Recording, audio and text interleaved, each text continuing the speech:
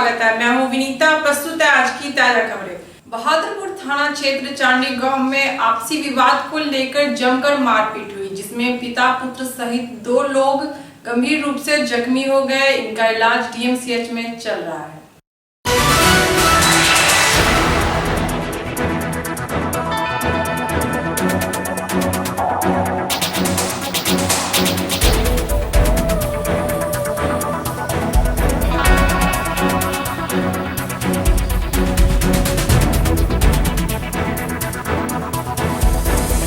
जो है 26 तारीख को 26 तारीख को शाम को ये बच्चा थोड़ा गूंगा है। इससे कोई बात हो गया, बच्चा नहीं था। साथी संग शाम में करीब 6:30-7 बजे के लगभग चौक पर, दूसरा चौक चांडी मदरसा के पास बात खत्म हो गया। ये लोग हम लोग थे भी नहीं, ना कोई गार्जियन ना उसका था, इस सबका नहीं था। बाद में क्या किया हम लोग 12-13 आदमी से आ गया, इस बच्चा को पकड़ने धक्कने लगा। वहीं पर का लोग नेता जो है इसको कहा बच्चा में हुआ तो इसको कुंजी पकड़ता है, तो इसको छोड़ो। तो मैं चला आया घर। आने के बाद क्या किया, रात में करीब 8 बजे करीब 50-100 आदमी के साथ आकर के रोड पर गाली गुप्ता करना शुरू कर दिया, जबकि मेरा घर बीच में पड़ता है। दूसरा लोग बताया कि जो पागल है बोल के चला गया, छोटा बात खत्म हो गया। 2 दिन 3 दिन हो गया ही। आज जो हम गए सर कि चाय पियेंगे, दूध भी चौक पर थे, चौक पर थे लेंगे। हम 4 आदमी से बैठे हुए थे, चाय पीने वाला था, सबका चाय हम ही पिला, वो पिया, दूसरी मंगवाई, खाए पिए। वो लड़का जो है नटराज नाम का है, वो लड़का आया, हमको फटाक से कहता कि तुम लड़का को नहीं समझाते है। हमको कहा कि तुम बच्चा को नहीं समझाते हो, पहले बच्चा को क्या समझाएंगे, क्या बात है सर, तो ऐसी सी बात है, बच्चा को बुलाओ। हमको कहता पहले बच्चा को जो बोला है तो ऐसा करो कि कोई दिन पंचायत का जो है टाइम रखो, तुम दोनों बच्चा रहेगा, क्या हुआ तो समाज देख लेगा। इतनी बात बोलते हैं तो तराक से हमको चाटा खींच दिया। जेब में 500-600 रुपया था, दूधो ले लेंगे, चाय पीएंगे, चलेंगे। उसके बाद क्या हुआ ही कि मारा उसको, तर से हम भी उसको पकड़ 2-3 फैट मारे। शुक्रवार को निवर्तमान एमएलसी दिलीप चौधरी ने अपना नामांकन किया। इस दौरान नगर विधायक संजय शरावगी सहित कई एनडीए गठबंधन के नेता भी मौजूद रहे।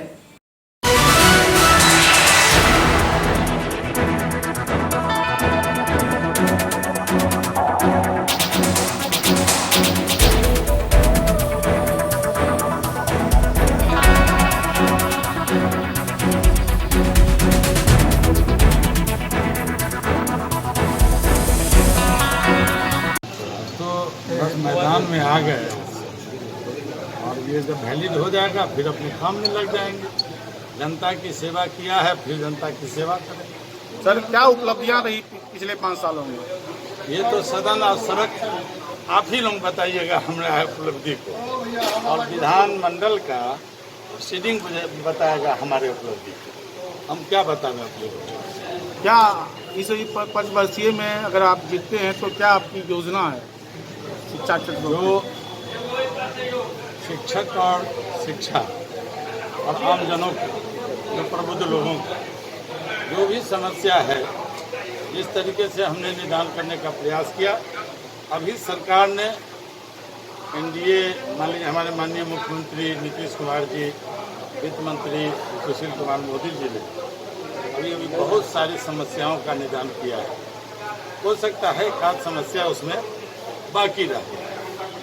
हम चाहेंगे कि अगले तो पुनः हमारी यदि जीत होती है तो सदन के अंदर जिस तरीके से हम सारे विधान पार्षदों ने मिलकर और संगठन के लोगों ने जिस तरीके से मिलकर काम किया, उसका प्रतिफल हुआ कि सरकार, मजबूत सरकार, इस सारी समस्याओं का निदान।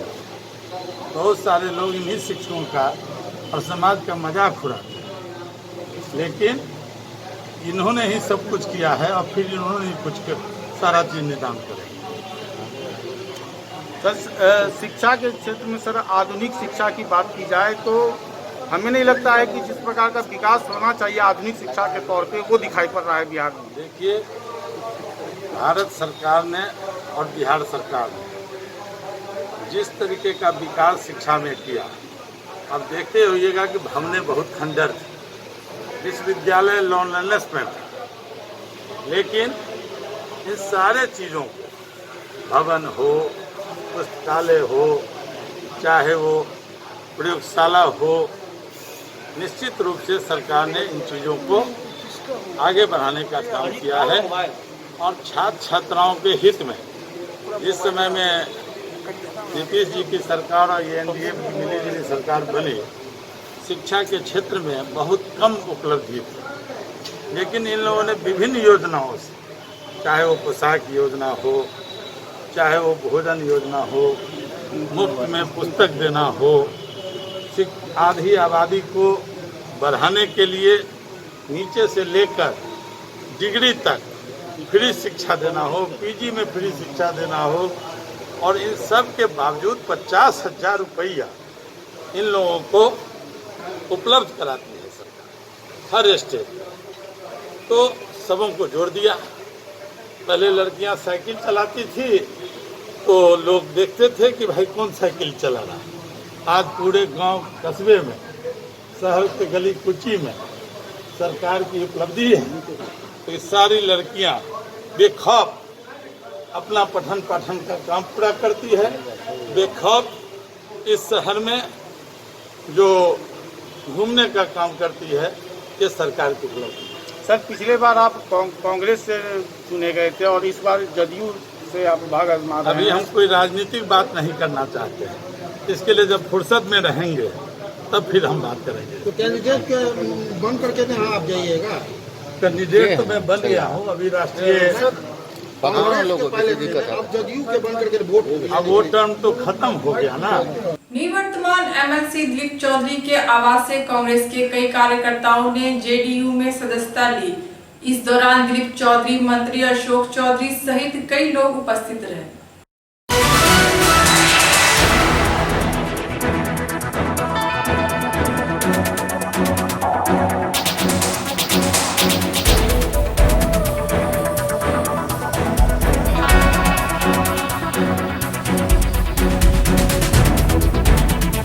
हमारे पार्टी के बने हुए यूनाइटेड के बने वो पहला विजिट वो पटना से बाहर निकले हैं और वो दरभंगा का ही हुआ है।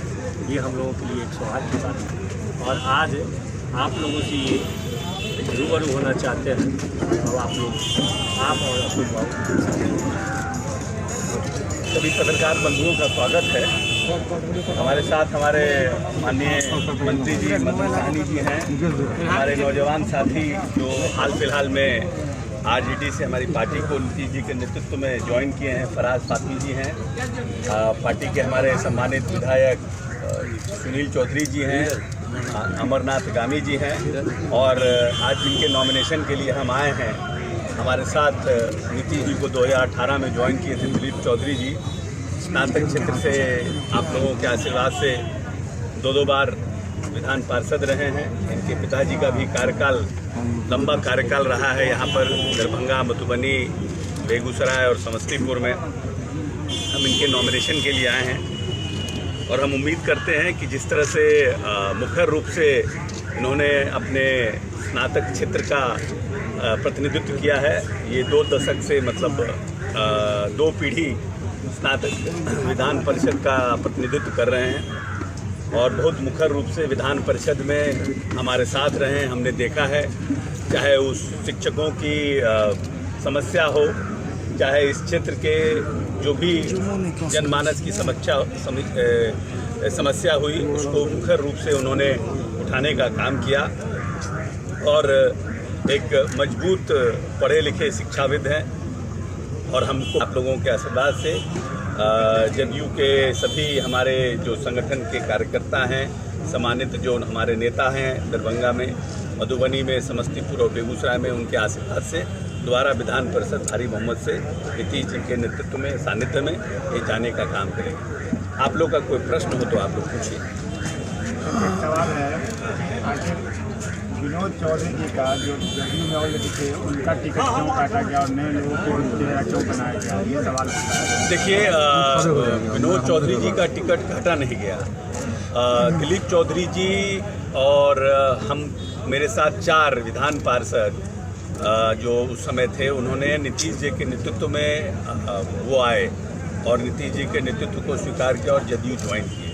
तो निश्चित रूप से ये सिटिंग विधान पार्षद थे और इसीलिए इनको दोबारा माननीय नेता ने मौका दिया। किसी का टिकट कटा नहीं है क्योंकि ये सिटिंग थे, इसलिए इनको मौका दिया। और विनोद चौधरी जी को माननीय नेता से व्यक्तिगत संबंध है, कहीं ना कहीं विनोद चौधरी जी के भी राजनीतिक भविष्य की निश्चित रूप से माननीय नेता चिंता करेंगे और उनको भी कहीं ना कहीं अकोमोडेट किया जाएगा भविष्य। उन्होंने भी चुनाव लड़ने की घोषणा कर दी है, तो बागी माना जाएगा क्या? उन्होंने ही बोला है कि चुनाव हम लड़ेंगे। अगर चुनाव लड़ेंगे तो हम लोग चुनाव लड़ेंगे, जिसको जनता आशीर्वाद देगी विधान परिषद जाएंगे। बाकी कार्रवाई भी कर सकती है ऐसे ऑफिशियल कैंडिडेट। सर, आपने शिक्षक की बात की है, उन्होंने शिक्षक के लिए काम किया है, तो जो संबंध महाविद्यालय है उन शिक्षकों को महाविद्यालय में समय पर अनुदान नहीं मिलता है, सरकार द्वारा भेजे गए अनुदान नहीं मिलता है। शिक्षक के साथ भूखमरी की समस्या होती है, वो विश्वविद्यालय का चक्कर काटते हैं। आखिर तो फिर कैसे लगता है कि उनका कल्याण हो सकता है आपके सरकार में? देखिए, ऐसा है कि हम तो शिक्षा मंत्री रहे हैं और संबंध महाविद्यालयों के लिए जो माननीय नीतीश कुमार के पहले तो बहुत व्यवस्था भी नहीं थी।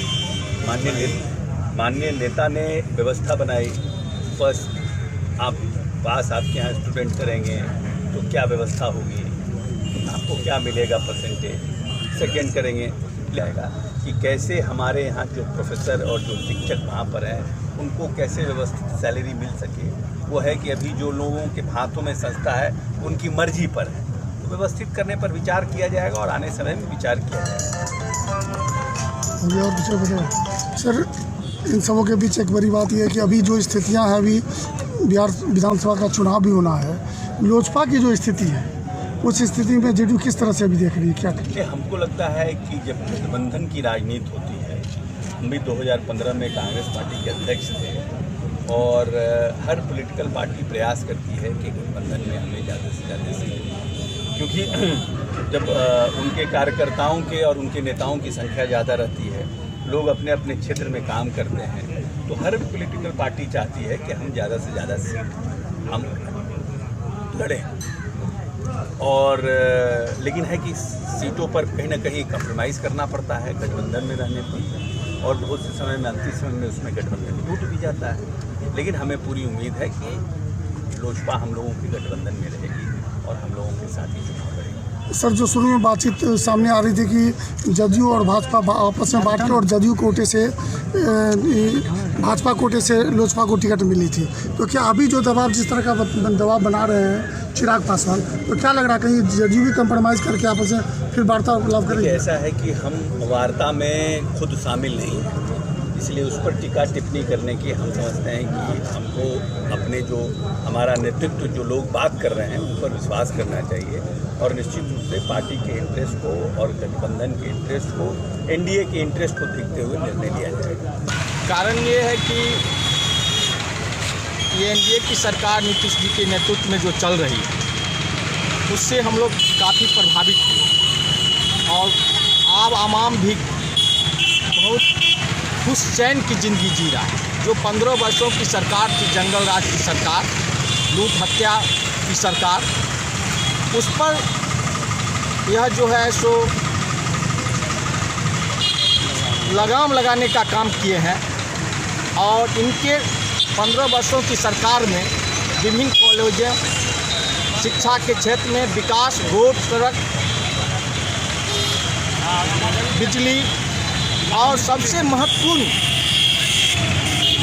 बात यह है कि क्रिमिनलाइजेशन पर जो ये रोक लगाए हैं, तो कोई भी क्राइम तो हो सकता है, किसी भी सरकार में क्राइम होगी, लेकिन उस क्राइम को 24 से 48 घंटे में जो उस पर काबू पा लेते हैं, इस सभी बातों से खुश होकर हम लोग कहें कि नीतीश सरकार को फिर से आना जरूरी है और इनके हाथों को मजबूत करने का काम किए हम सिंघिया प्रखंड के सारे समर्थक हैं। क्या नाम है?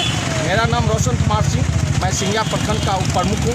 इससे विगत मैं 3 जनरेशन से कांग्रेस पार्टी का एक वफादार सिपाही था, लेकिन उनके क्रियाकलाप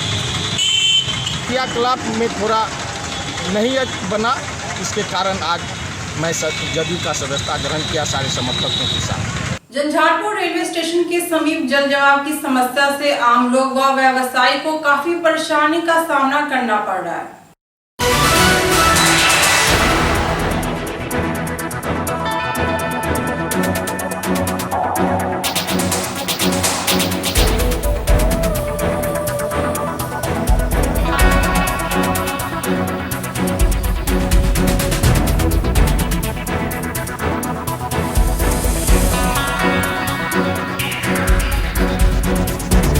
ये जो है 3 साल से जल जमाव है, किसी भी प्रशासन का या नेता का ध्यान नहीं है, न ही मतलब जो है सो विधायक का यहाँ पर गुलाब यादव जो है उनका ध्यान है, न रामप्रीत मंडल है सांसद उनका ध्यान है, न ही प्रशासन का ध्यान है। ये झंझारपुर टापू हो गया हुआ है, चारों साइड से चारों रोड जाम है।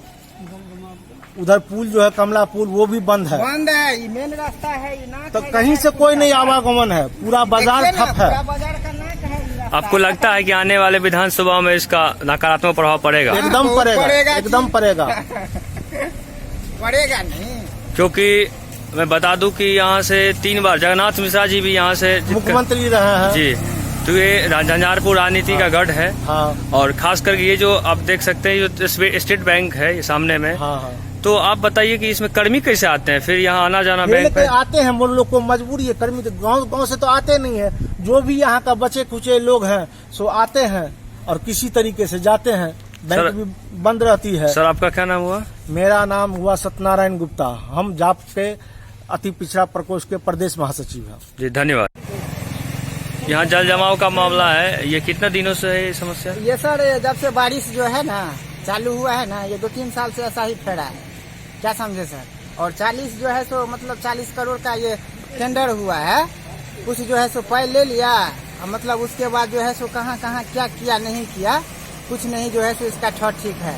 पानी आता है देख के प्रशासन से भी जा रहा है। ये देख रहे हैं गंगा बाबू का मकान है, कम से कम इनको जो है सो कितने का क्षति है। यहाँ से मतलब यादव जी का मकान है, यहाँ से 40 जो है सो। तो हम देख रहे हैं कि यहाँ स्टेट बैंक भी है, तो फिर स्टेट बैंक के कर्मी कैसे आते हैं बैंक में? कर्मी कहाँ आते हैं, सेटर लॉक है सर। हम लोग कितने बार फोन किए हैं, कहता है कि नहीं जल जमा है, तो हम लोग कहीं से आएंगे। देखिए मोबाइल दुकान बेचारे कैसे कष्ट करके बैठे हुए हैं। मोबाइल दुकान वाले की वो भी उनको जैसे बोहनी करना भी मुश्किल है। एक मतलब कस्टमर कैसे आएंगे, वहाँ पानी देख करके अंदर से घुट जाते हैं, तो मोबाइल पे लेने कौन आएंगे। यहाँ देखते हैं सब शटर लॉक है। जी आपका क्या नाम हुआ? मेरा रजनीश कुमार पासवान, घर नरवार। जी धन्यवाद। इसकी ओर से लगातार वाहन चेकिंग किया जा रहा है। इस दौरान काफी संख्या में वाहन चालकों से फाइन वसूला गया, जबकि कई वाहन जब्त भी किए गए।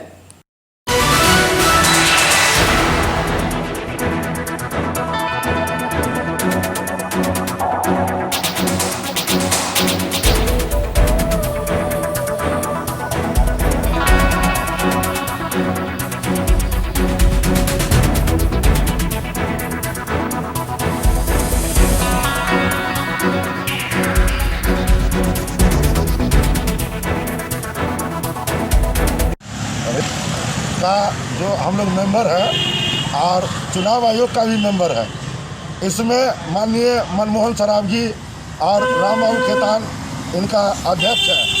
हम लोग को आज तक रेड क्रॉस में कोई भी सामान वितरण हुआ, आज तक दिव्यांगों के लिए रेड क्रॉस बनी, लेकिन दिव्यांगों को एक भी दिव्यांग को लाभ नहीं।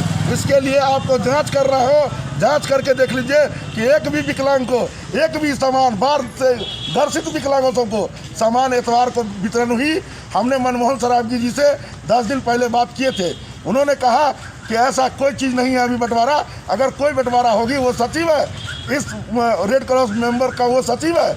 और उन्होंने कहा था, और हम लोगों को डीडीसी भरत बाबू दोनों यानी दो दिव्यांग को बनाए थे, सदर एसडीओ और डीडीसी भरत बाबू। कौन सामान है ऐसा? वो आया है, उसमें बर्तन है जो बाढ़ पीड़ित में गरीबों को दिया जाता है रेड क्रॉस सोसाइटी से, उसमें बर्तन है, मच्छरदानी है, तिरपाल है, सारे सामान है। मैं दिव्यांग का जिला अध्यक्ष हूँ, आज नहीं मैं 15 वर्ष से जिला अध्यक्ष हूँ, और तमाम दिव्यांग कल से फ़ोन कर रहा है कि भैया आप जो रेड क्रॉस में हैं हमको फ़ोन क्यों नहीं किए। हम गरीब बाढ़ ग्रसित आपको तरालाही, बाढ़ ग्रसित आपको ये क्या कहता है ये सिंहवाड़ा, उसके बाद चौथी ननौरा, ये सारे जगह का विकलांग हमको कॉल कर रहे हैं। हम सारे विकलांग को लेकर 1 तारीख को इसके लिए धरना पर बैठ रहे हैं कि ऐसा क्यों। हमको ये जो है हम इस सरकार में हैं, सरकार में रहकर हम सरकार का खिलाफ नहीं करना चाहते हैं, इसलिए कि हम जदयू के मेंबर भी हैं। इसलिए हमको इस चीज़ का चिंता है कि हमारी सरकार और हमको ही छाट दिया गया। क्या नाम हुआ? हमारा नाम जिला अध्यक्ष अमरनाथ नायक हुआ। इसमें माननीय संजय सरावगी जी भी है, माननीय डीएम साहब है। डीएम साहब हम लोग के साथ सौतेलापनी किया गया है। आज की खबरें यहीं संपन्न हुई। दीजिए विनीता को पूरी टीम के साथ इजाजत। धन्यवाद।